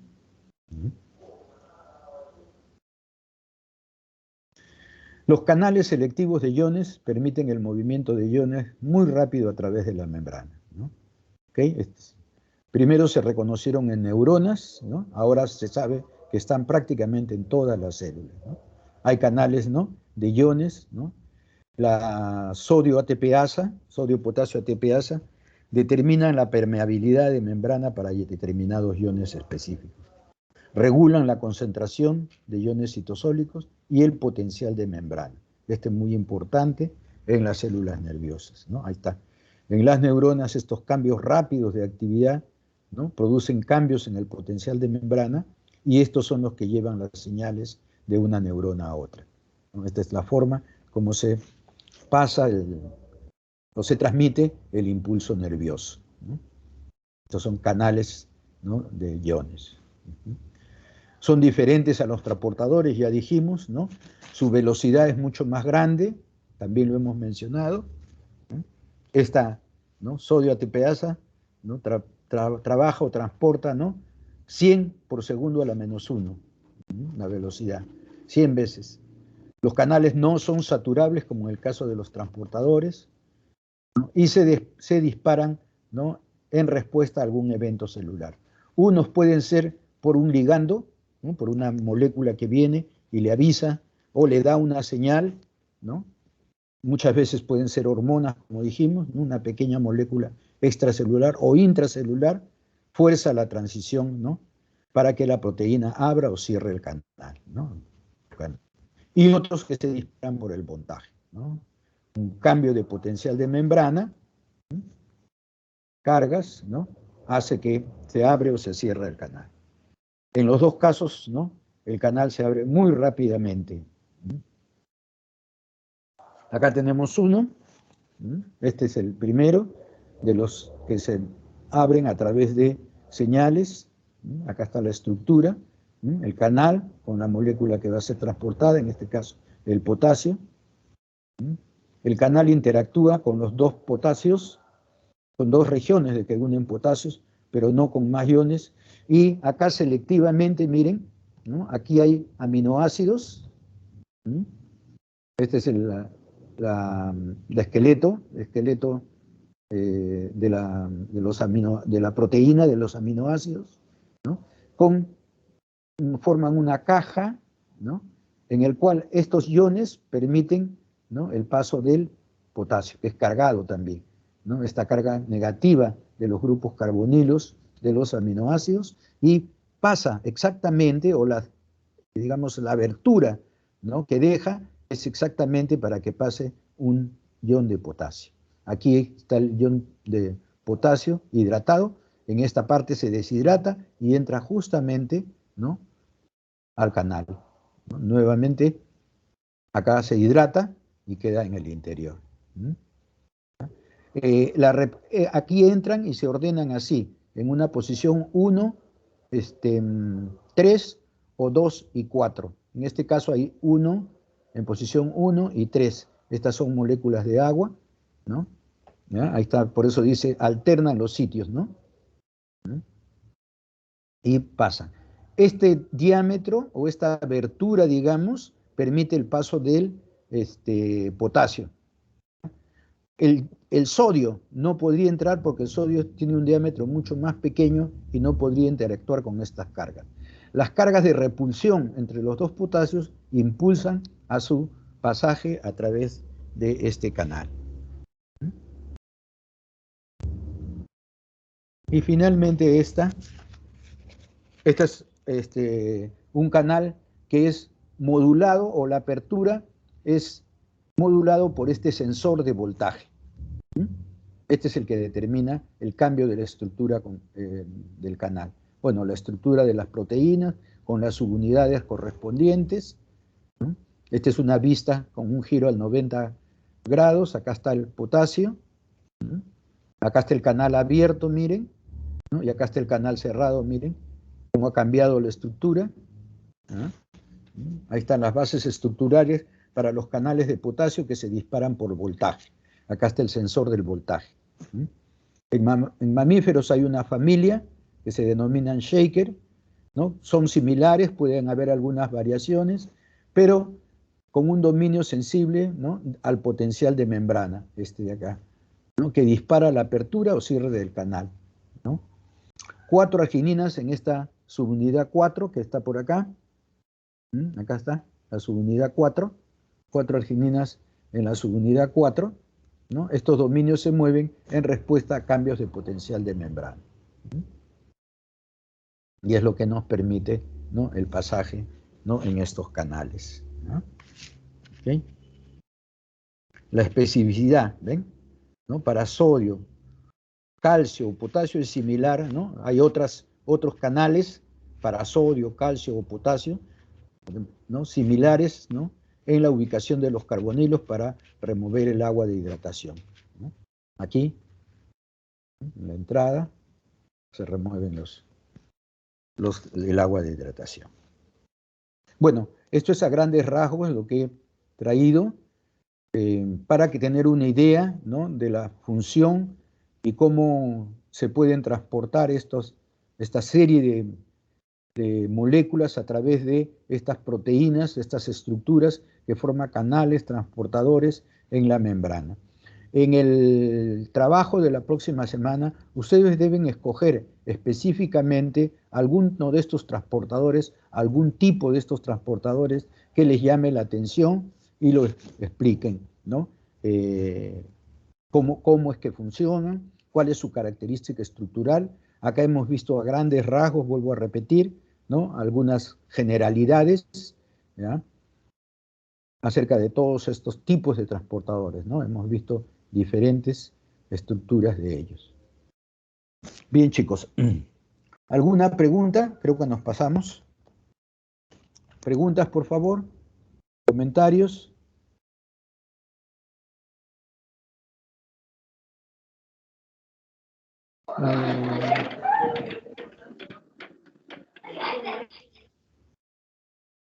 ¿No los hay?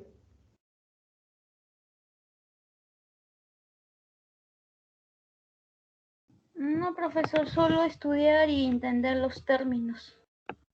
¿Algunos términos no les son familiares? No, es que ya va corriendo un poco, por ejemplo, ya yo investigando, ya viendo las imágenes puedo entender más y Repasando, relacionar. revisando. Exacto. Bueno, pero Ya, tienen una... haciendo laboratorio entenderé más. Correcto. Ya. Ok, Herminio. ¿Alguien más? ¿Algún comentario?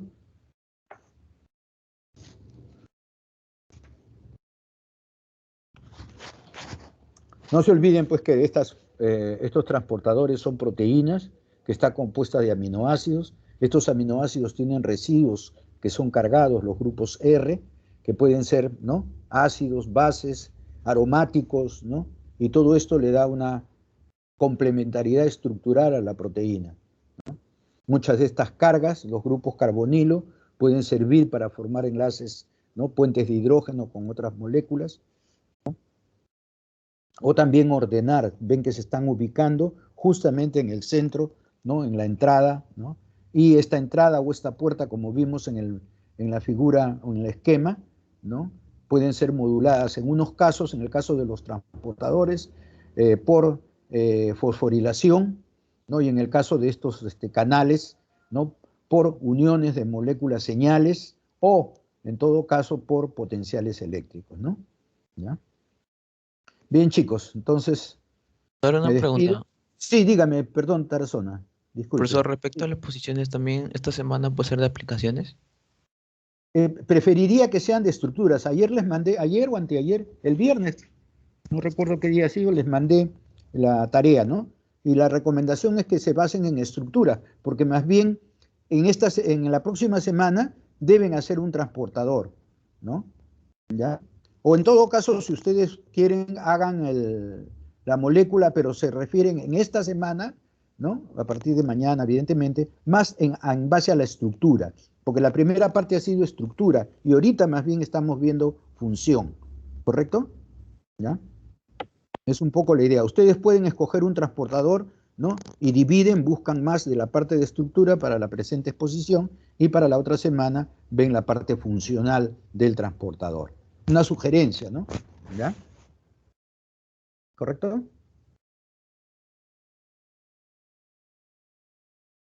Profesor, entonces aplicación no es, ¿no?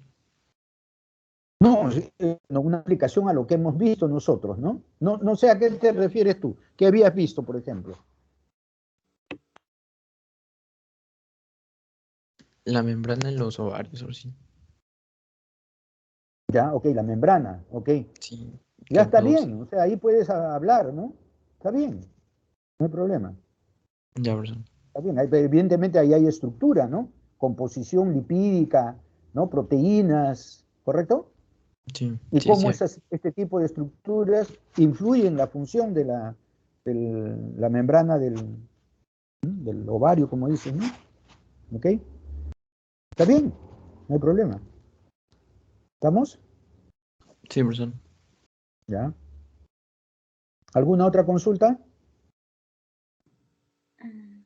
Profe, cuando Fermín. lo que pasa es que, bueno, yo sí, en la tarea que vas, ya, yo por ejemplo, ya hice la tarea de la membrana, ¿Ya? la diferencia de membrana de la célula vegetal y animal, Perfecto, perfecto, sí, en la perfecto. solución, las 3 soluciones, correcto, pero Claro. ahí yo más he encontrado, bueno, sus funciones, en qué se diferencian, ¿no? Está bien, está bien. Está Ya, bien, ya, está profe, bien. listo. Y Gracias. esa era una práctica que nosotros hacíamos, ¿no? Veíamos diferencia al microscopio, evidentemente, de una membrana, ¿no? De una célula animal y una membrana vegetal. Son diferentes. Y por lo tanto Sí, su función también es diferente, ¿no?